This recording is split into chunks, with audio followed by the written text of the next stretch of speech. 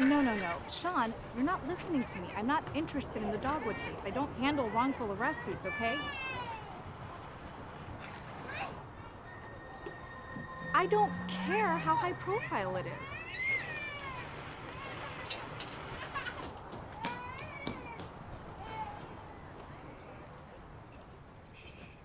A little help! I can't be in two places at once. Look, I have to go. It's Catherine's birthday and no. Thankfully, she's not that old yet. Daddy, will you push me on the swing? I can't right now, sweetheart. Why don't you go play with your friends? Those aren't my friends. They just came because their parents made them.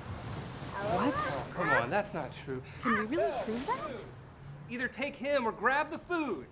Sean, I'll call you later.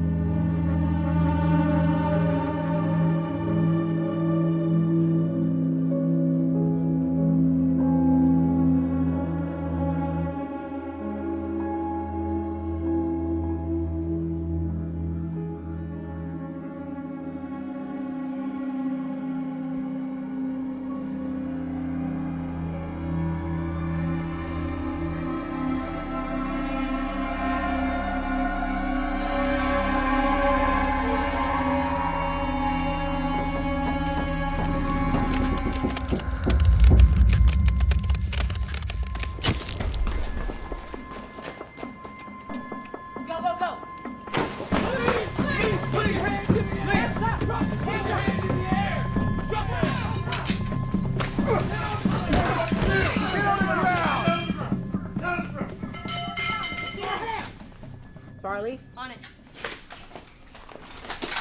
Is there a supplier? Looks like it. You got a funny guy, huh? Oh, you're in way over your head. This is bigger than you. Do they look impressed? It's clear.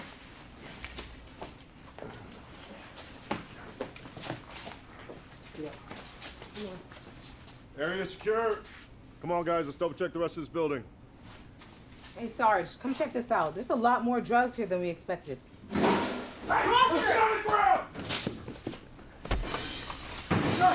Sorry. Walter, take it easy. He's just a kid.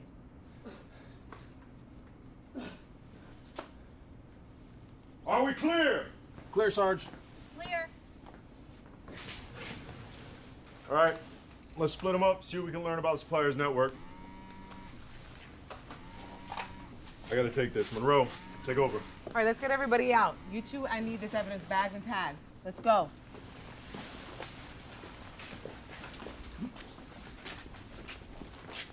How'd you get mixed up into this? You scared? Look, I know it looks bad, but it's gonna be all right. Detective Matthews here is gonna take you to the precinct. If you decide you want to turn things around, you have him call Detective Monroe, all right? Okay. All right, let's go. You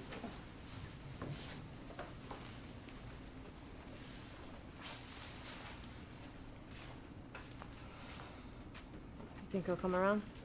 No. It takes a special person to walk away from something they were born into. The system's not gonna do a kid like that any favors. And there's nothing you or I can do about it. I don't know. Yeah, I do.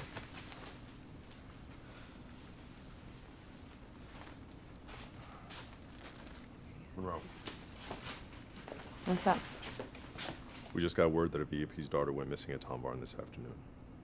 I want you to go down there and make sure the investigation is handled properly. What about all this? We can wrap things up here. Okay. Monroe, there's a lot riding on this one.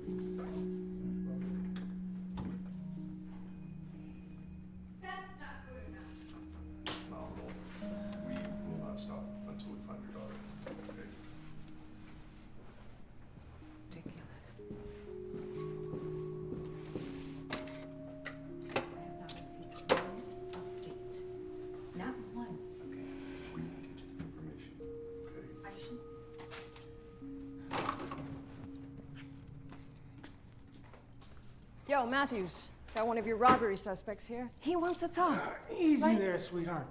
We barely know each other. Do yourself a favor and shut up. Don't tempt me with a good time. What's the matter? Back off! Thought you like playing rough.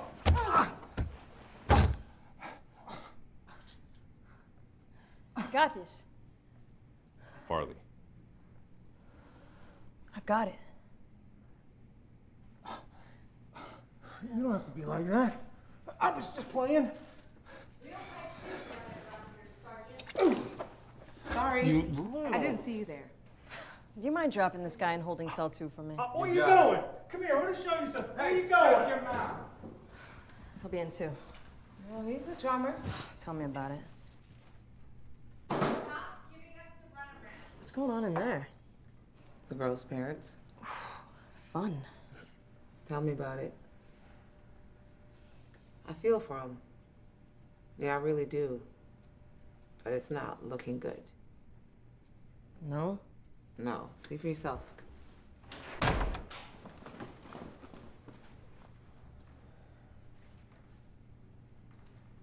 Find my daughter, Sergeant. Honey, let's just go.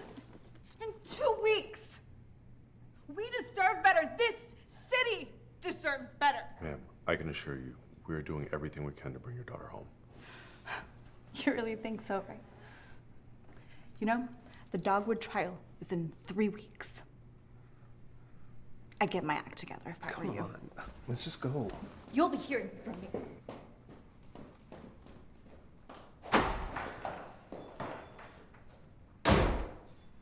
What makes her think she can just waltz in here and threaten to... Monroe, where are we at with the Temple case? The same place we were yesterday. And the day before that. So you're telling me we've got nothing? We've talked to everybody in the park twice. We put out an Amber Alert. We talked to friends and family. We plastered her photo all around town. Nobody's seen her. She's just gone. 9-year-olds aren't just gone, detective. You know, I've got a wall full of people just like her. I don't know what you want me to do. It's been 2 weeks. I've got cases piling up on my desk. I can't just put them on hold because a girl's parents walks in demanding to pull leads out of thin air. Those parents have enough political power to do some damage to this department. You walk me through that case, line for line, and you tell me we didn't miss anything. She really didn't. Walk me through the case. Fine. Catherine and her family were here at this pavilion, next to the playground, but there's a lot of blind spots. Could be a kidnapping, maybe someone trying to get back at Mom. No, not likely. We canvassed the area. There's no signs of a struggle. There's been no demands. Security cameras on any of the adjacent buildings. A few, but they're outdated, so there's no usable footage. How about a list of registered sex offenders? Already accounted for. Residences searched. Witnesses? Nobody witnessed anything. We already talked to all the volleyball players. We talked to the exercise class, the photographer. Everybody remembers the parents, but nobody paid attention until Mr. Temple started screaming. Let's go back to the photographer. What kind of pictures does he take? Says here he specialized in candid photography. So people. People. Can I take a look at the photos? We don't have copies yet. He's developing them. And where are we at with that? I haven't heard anything. Have you followed up? No, sir. What if he caught something in the background? But He could have gift wrapped this entire case and you wouldn't have known it. I didn't think... That's right. You didn't think!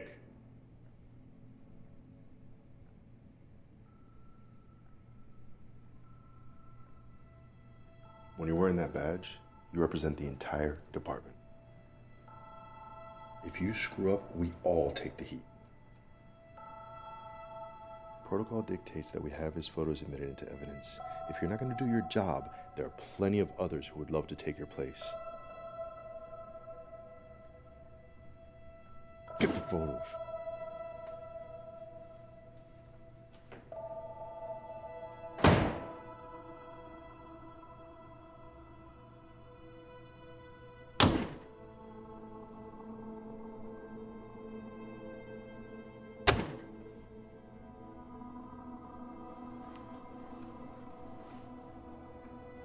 You good? Yeah, I'm good. I just need a minute.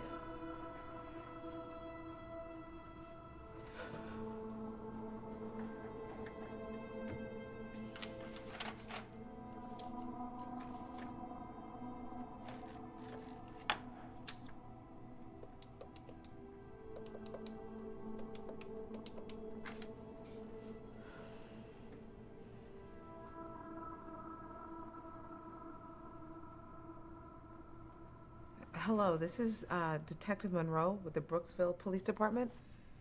We spoke a little over a week ago regarding a little girl who went missing at Tom Barn Park. I was calling to see if those photos were, if they were ready. They are. Okay, would you mind if I stop by in the morning? Okay. All right, thanks. Perfect. I'll see you then.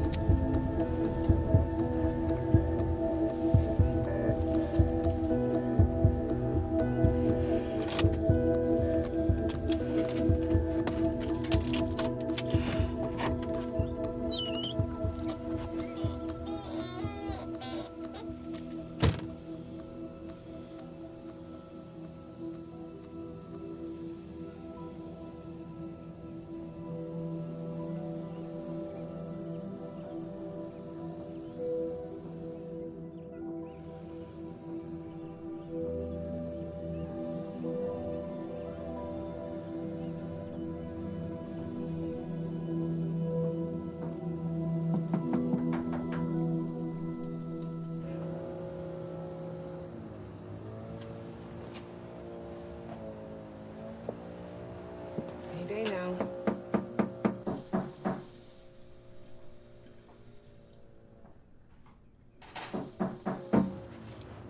Just a moment.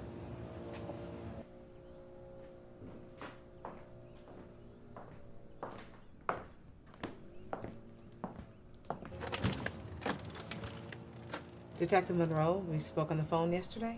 No need for formalities, Detective. I remember you from the station. Please come in.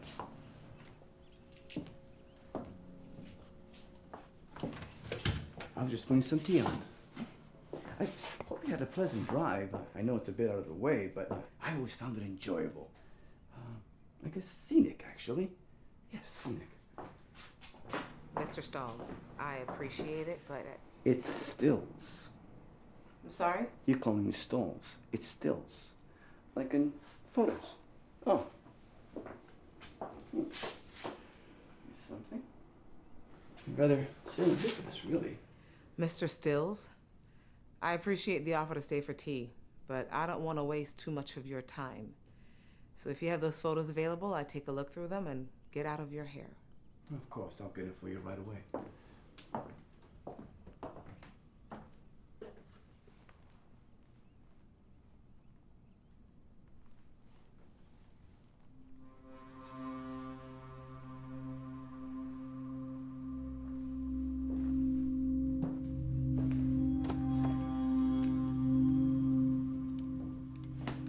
Please don't touch that. It's very delicate. Sorry. Just never seen anything quite like it before. That surprised me. There are many of these left. This one? Been in my family for generations. Huh. Your album? Please have a seat.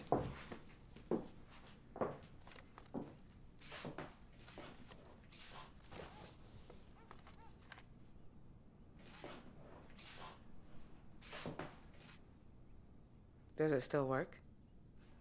Oh, yes, quite well, actually. I tend to reserve for moments that I feel and connect to on a personal level.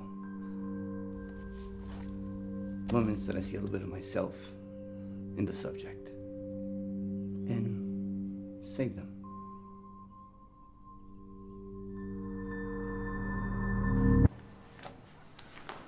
What are you doing? Scanning them in so I can take them back to the office for further review. Why would you want to do that when there's something tangible right in front of you? Look, Mr. Stills, from what I've seen here so far, there's nothing that raises any red flags. Procedure dictates that I get copies of the pictures to take them back to the precinct, and there's no way I'm going back without them. Is this all of them? Yeah, so 36 of them. You know, my favorite is the older couple on the first page. Right. I thought there'd be more. So no one here that's noteworthy. Film has its limitations, detective. Listen, Mr. Stills, I'm not trying to insult you. You know, when I first started out, I would click away at anything and everything. It was just I had this plague with this sensational appetite I couldn't satisfy no matter how many rolls of film I wasted on the most insignificant things. Then one day, I came across something I really wanted badly. I remember I was heading home after spending an afternoon filling my cameras with memories of strangers. And I passed this rundown building. Suddenly there was this rumbling noise. I thought it was thunder at first. Maybe that's what I wanted it to be. The rumbling was followed by a shattering of glass. The front doors flew open, and this child comes running out. This young boy, his face was bloodied and bruised, and his clothes looked like they haven't been washed in weeks. Neighbors come out, and they just ignored him, walked around him, pretended they didn't see him. But I saw him. I remember seeing the pain in his eyes that doesn't come from any physical injury. Kind of like pain that comes from years of silent suffering and struggles ignored by the rest of the world around him. I so desperately wanted to remove him all this, give him a place where his values would not be questioned. Anyway, I picked up my father's camera and I framed him perfectly. I pressed the shutter, and nothing. I used the camera once the entire day. Once. And I had no room for him. There was no erasing, there was no deleting. I had what I had. Then I realized what I had wasn't what I really wanted. There's nothing I can do about it. We made eye contact. And all I could do was give him this apathetic wave. And he acknowledged with a slight nod as he returns to his nightmare. Forgotten by the world, by everyone around him. Except me. Except me, detective.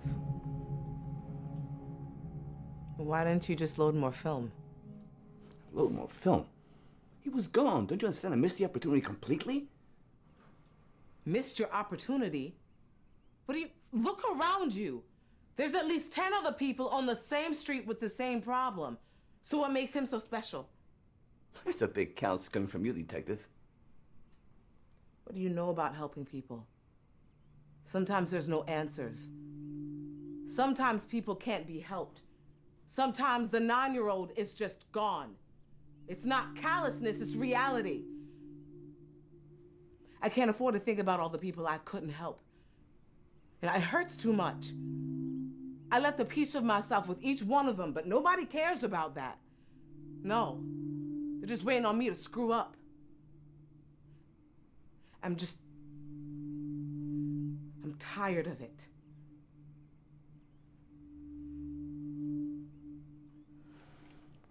eye care detector.